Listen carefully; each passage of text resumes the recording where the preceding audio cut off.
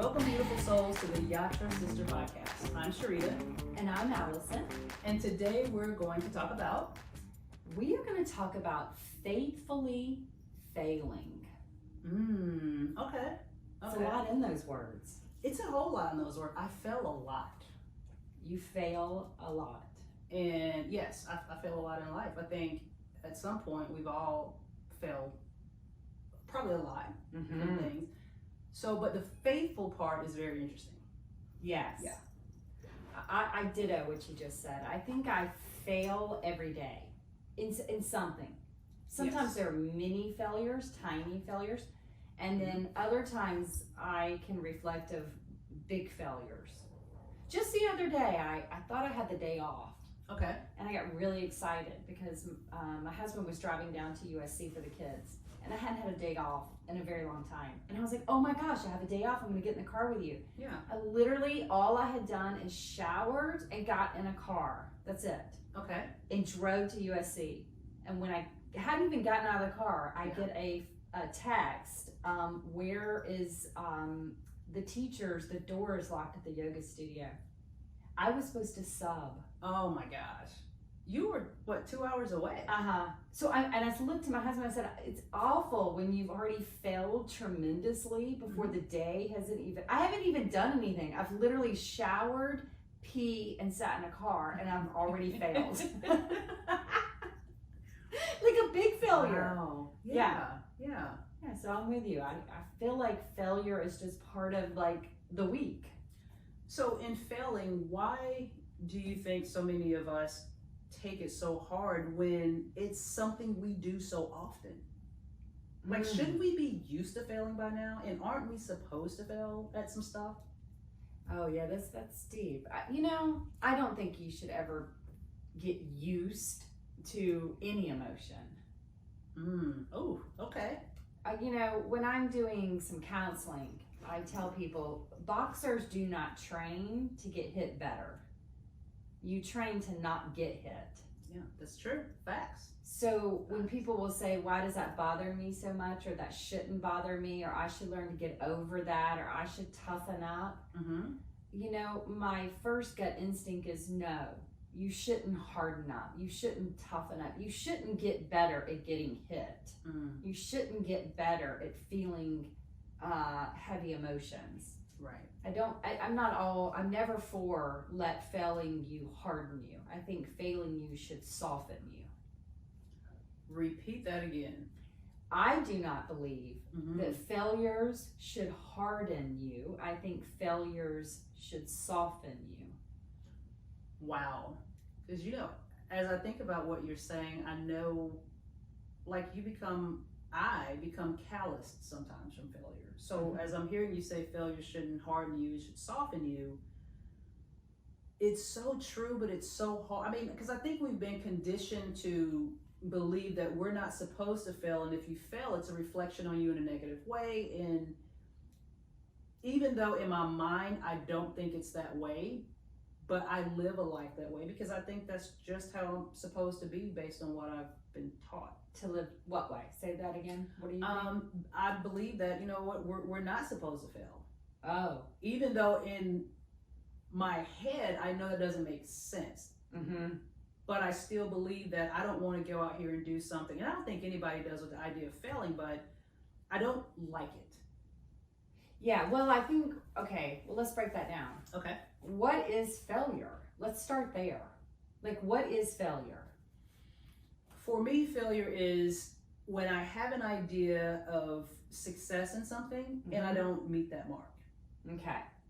So you have a attachment to a certain outcome that you want. You have a scenario you've already decided on. Yes. And if it doesn't meet that scenario, it feels like a failure. Yes. Okay. Yeah. Then what are the feelings that come with the failure? What is it that you're fearing so much? Because it can't be as flat as that. It can't be just, well, the scenario didn't happen. End of story. Yeah. Failure is more than that. It's not just the scenario didn't happen. What is it? What all is in there? So for me, I think it's just with my sons, even though they're all adults now, I remember when it was just me raising them Mm-hmm. and they were little, I felt like I was the only example that they really had. Mm-hmm. So for me, failing was not giving them an example of what it means to actually work hard towards something and to have it work. So I think it was me disappointing them is the way that I saw it. If you failed, you were Yes. disappointing them. Correct. Even though they didn't say it, even though they had no clue, this was just how I felt about the situation. Mm-hmm. And I think also with failure, for me, it's just a letdown because I want to accomplish it. If I set out to put the time and the work in it and I don't hit the mark, then I think it's a strike against me. Oh, that's deep what you just said. A strike against me. Yeah. So who's the scorekeeper? That would be me. You're the scorekeeper. Yeah. Yeah. And you have a strike means then what? You're a less than person? I won't say a less than person, but oh gosh. Okay, I'm about to say this. And as I'm saying it, I'm sitting here thinking, oh my gosh. My ego has taken a bruising and it didn't feel good. Mm-hmm. Yeah. So are you looking at yourself as less than? Or are you embarrassed? When your ego takes a bruising, is it an ego meaning I'm embarrassed what other people may think of me, or is it I feel less than, or is it just maybe something more simple that I just feel let down because I wanted to taste that pleasure of that accomplishment and I didn't get to have the ice cream cone? Absolutely. I would not have chosen those words, but that is exactly what it feels like for me. Okay. Yeah. So what we're breaking down is sometimes failure is as simple as I had a pleasure I wanted. I thought I was going to get it. Yes. And I didn't do whatever the teachers, the marks, the race, the competition, whatever it was. Yeah. I didn't do it, so I didn't get the ice cream cone. Correct. Yes. Okay. Yeah. So failure, one aspect of failure is disappointment. Yes. Okay. Yep. Okay, so we've got failure as disappointment. We have failure of it makes me, could be, I feel less about myself. Yeah, I didn't measure up. I didn't measure up. Yeah. So now I don't feel like I'm a complete person because I'm not the person I want to be now. So I'm a less than a person that I designed. Yes, because I think to a certain degree we all have an idea of where we want to be, and so when we do things to try to get to that place or become that person, and like for instance, someone I imagine it to be with someone who maybe is an alcoholic, even though I'm speaking from just my thoughts because I've never experienced that, but I would think that somebody who's an alcoholic or truly addicted to something, they go so long without doing that thing and then something happens and they do, I would think that would be catastrophic. So in my mind, my addiction, for instance, I love to write books, I love to write screenplays, I love to hit the mark, I love to write it and have it look a certain way, but then I let people read it and they're finding a lot of things. I don't mind the things that they find, but in my head I'm like, damn, I thought I wrote a stronger story than that. Does that make sense? Yeah.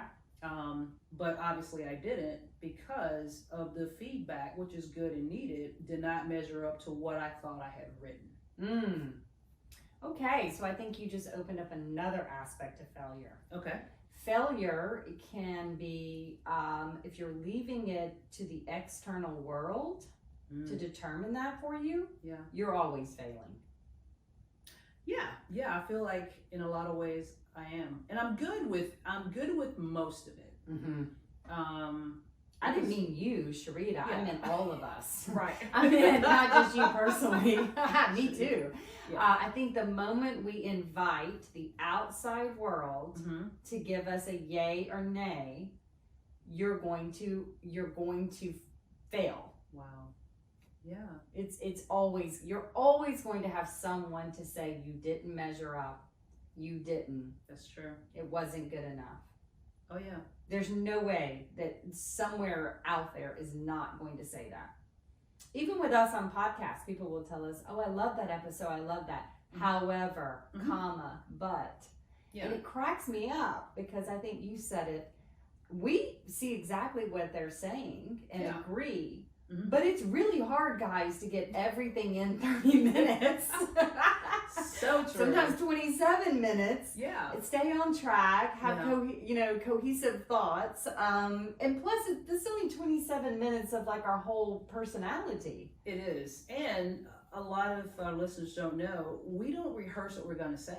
Never. Like we come in, we don't even know what the topic is going to be. We're like, hey, let's talk about this, and here's some guidelines that we kind of want to stay in, but we have no idea what's coming out of each other's mouths or what's coming out. Like, I didn't plan on telling you what I told you and being vulnerable about how I feel about not measuring up. No. Yeah. And we chose that because we wanted to be as authentic. We choose our topics, like we said, the day out because it's what's pulsating for us this week. Absolutely. And if I'm feeling in this week, chances are somebody else is feeling because we're universally connected. Yes, we are. Yeah. And I think that's keeps us more relevant and connected to the energy of other human beings. Yes. So of course we're gonna fail. We're failing right now as we're doing it. Oh my gosh, we are. I mean, we are. So I think we talked about, all these feelings that come with failure. Mm-hmm. I think the feelings with failure is very simple. Okay.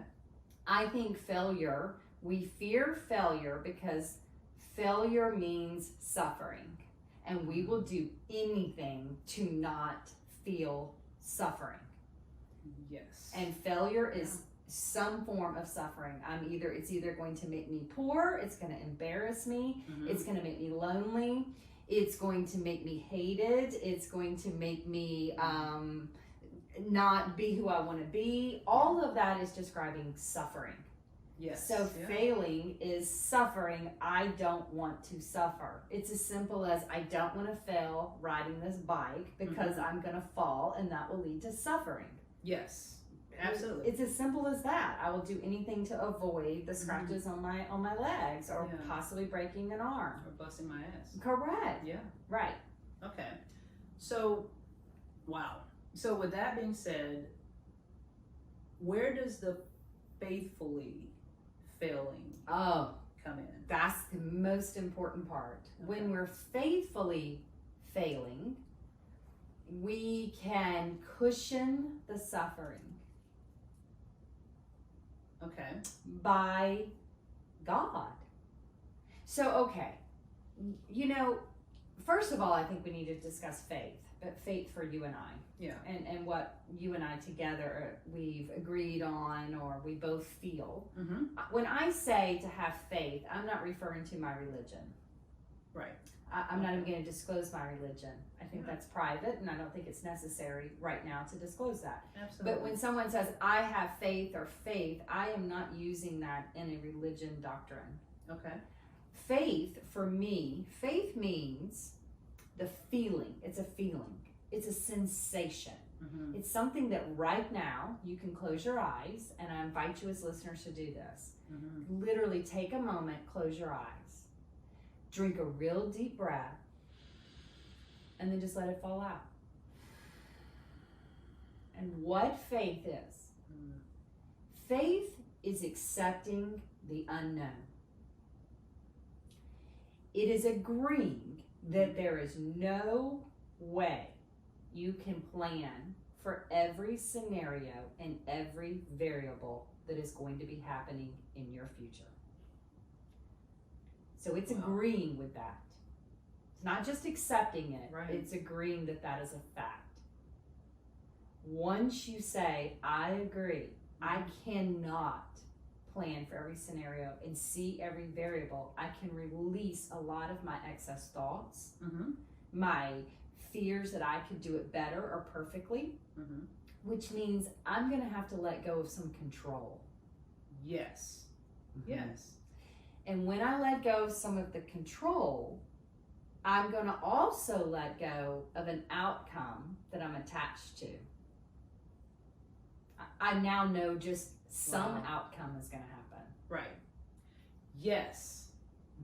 Wow, that the ending of what you just said, all what you said makes sense, but that makes the most sense, is that you know there's going to be an outcome.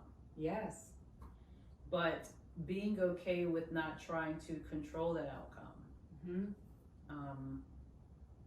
is so important, and it's so freeing.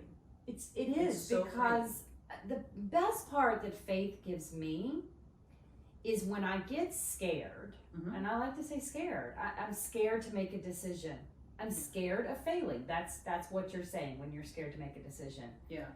Or when you didn't have to make the decision, when failure came up and did it to you, you didn't even have a part. You were just like, all of a sudden somebody says to you, you know, well, you're fired, or I don't like you anymore. Yeah. That's like failure happening upon you. Immediately you have all these sensations because it's an outcome that you didn't want. Yes. But if I go back to my faith and I close my eyes and I breathe in that unknown, I allow myself to get some curiosity. And that curiosity is, what's next?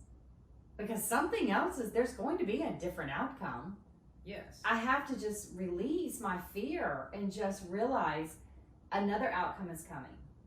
So there's always a next. There's always a next. Okay.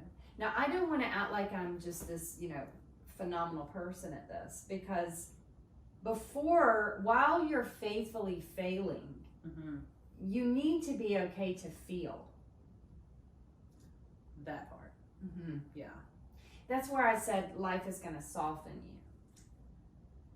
And when you say that, and I just, everything we talk about, I reflect back on my life or friends and the conversations that I've had. And I know for me, like even at my age, and I don't mind putting it out there, 49, maybe 2 years ago is when I truly started working on no longer being calloused and hardened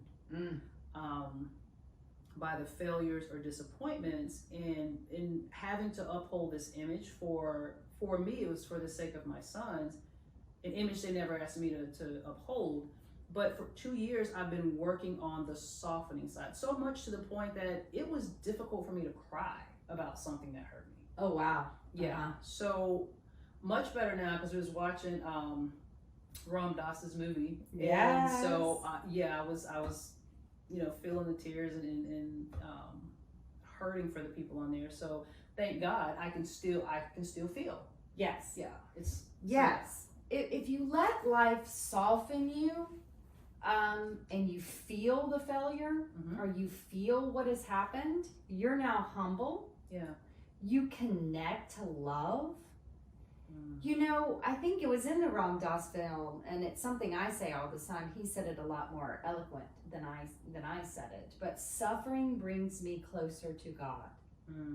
If we don't fail and feel as if everything's been stripped away, there's no way to get close to God. Oftentimes, when you have nothing, God is all you have left. Yes. So trust me, you will figure out prayer and meditation when there's nothing else. Yes. I say all the time how I say it, which is not as wonderful, is when people say, I don't use coupons, I say, well, you haven't been poor enough. True. When you get poor enough, you figure out coupons. You do. You do. Yeah. You figure out those 2-for-1 deals. There's all kinds of things. So I think suffering and feeling the disappointment, the sadness, the kick in the belly, you should feel that, so that you understand when other people are feeling that. You don't just walk up and the worst thing you can say to someone when they've experienced a failure is to say, well, when one door closes, another one opens. Yeah. Or suck it up, buttercup, bad shit happens. Or, oh my God, it'll get better. It's not going to stay like this forever. You want to look at them and say, well, no shit. Right. I'm not stupid, right? But I'm not ready for that right this second. Right this second, I'm allowed to say that hurt. Yeah. That hurt. I wasn't prepared for that. I didn't know I was going to fall off my bike. Yes. That shit hurt. Yeah. You should get a hug. You should get a kiss. You shouldn't get somebody saying, well, I'll make it all better so you never should feel that again. Right? Gosh, some mothers do that. Like, oh, what can I do to make it better, and try to fix the child. Yeah. That's horrible, because again, that's just saying anytime you get a suffering, you should get an ice cream cone. That's not true either. Right. Right? But what we should do is just acknowledge it, validate it, so it softens us, and then we get to try it again. You know, it's interesting. I feel like I've done a good job in feeling for friends, for family. Mm-hmm. But when it would come to me, you wouldn't give yourself permission to feel the failure. No, I didn't. And I'm learning that. And like I said, I've done some work over the last couple of years. Part of the work is meeting you and coming to yoga teacher training. But yeah, so I did not give myself that opportunity to say, yeah, this shit hurts. Yes. Because I had to move on because I felt like I had responsibilities or responsible for other people's well-being, i.e. my kids. And I think probably a lot of single moms and single dads out there might feel the same way. But hearing you talk, yeah, I did have a problem extending that to other people. I just found it very difficult to extend it to myself. I know that's hard for a lot of people. Yeah. It's hard for a lot of people to validate the feeling they're having. Yeah. Maybe because they were never given that choice when they were a child.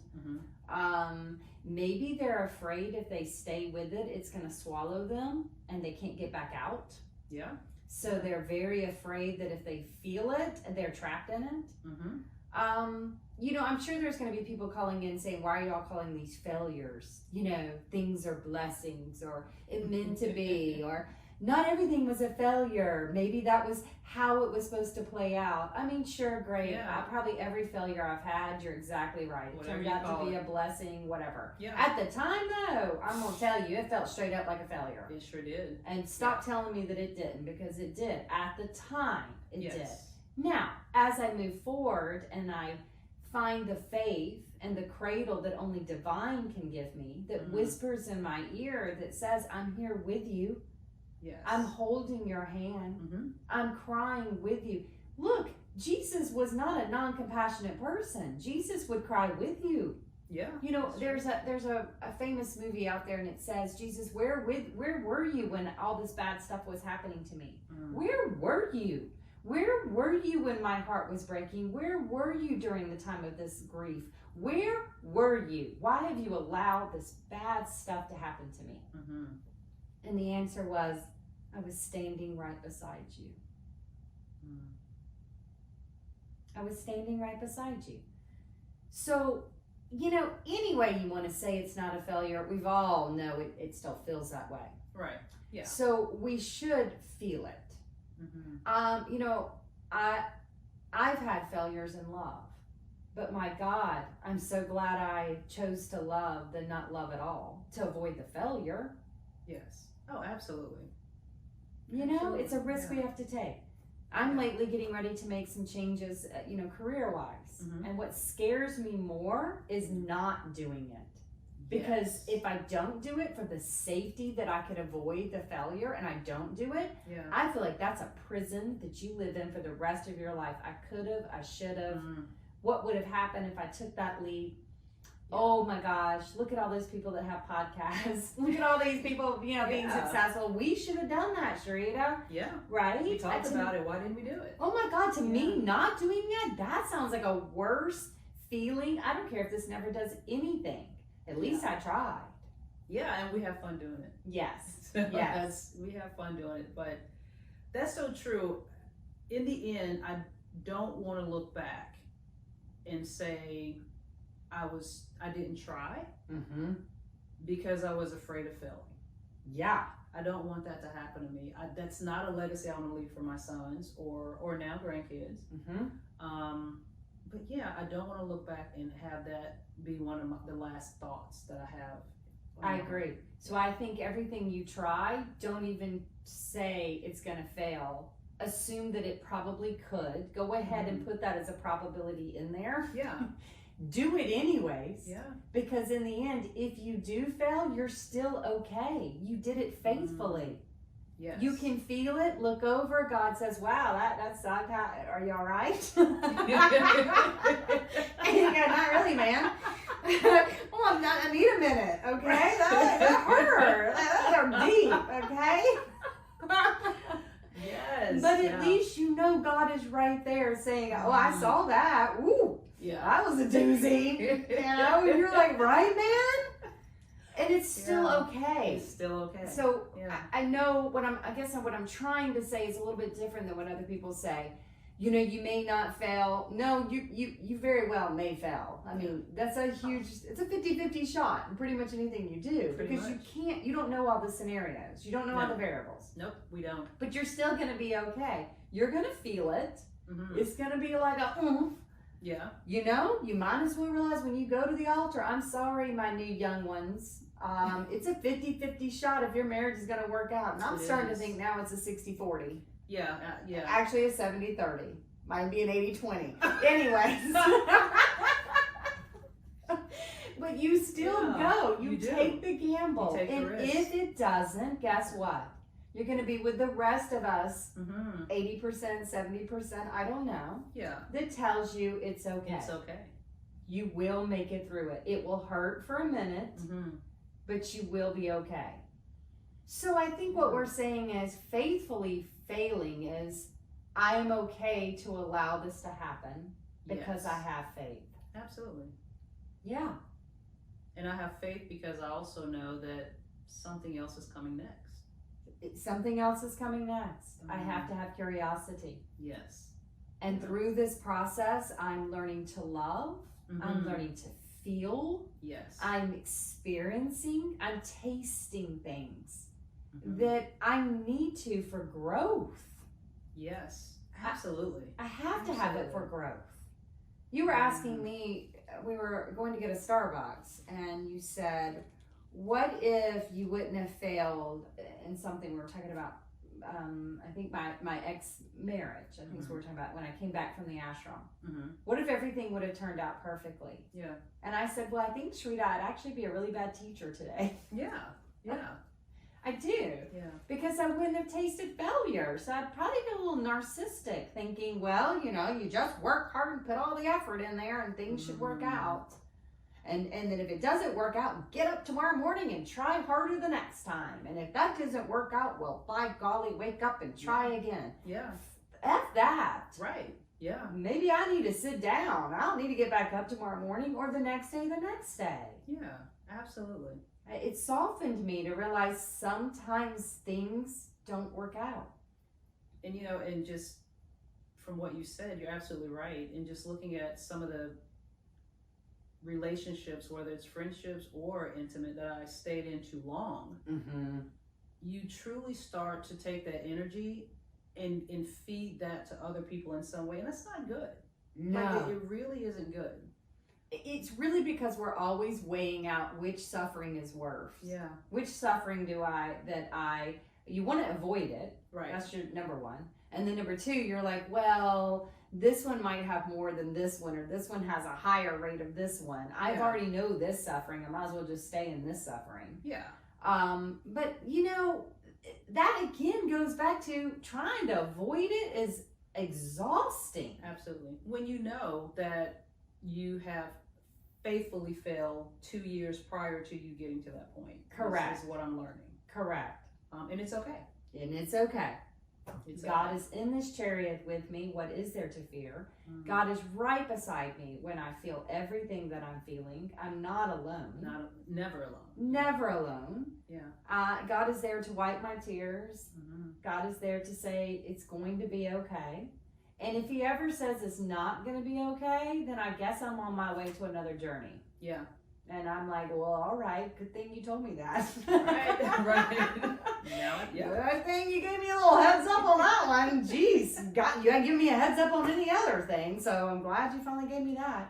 Yeah. Yeah, so I think faith is just, let's just go in. Let's go in this unknown thing. Let's just do it. Let's just do it.